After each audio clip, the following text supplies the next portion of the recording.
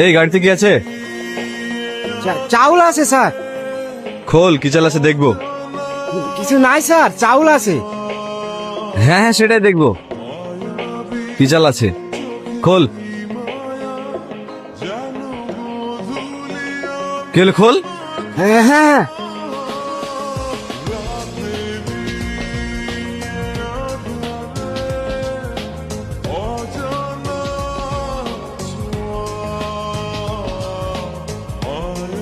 দেখলেন তো স্যার, খালি চাউল আছে। সুমন, বস্তা খুলে চেক করো। ঠিক আছে স্যার।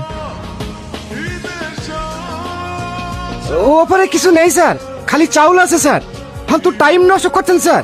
সব চাউল আছে স্যার, সব চাউল। তোর মুখটা একটু বন্ধ রাখবি।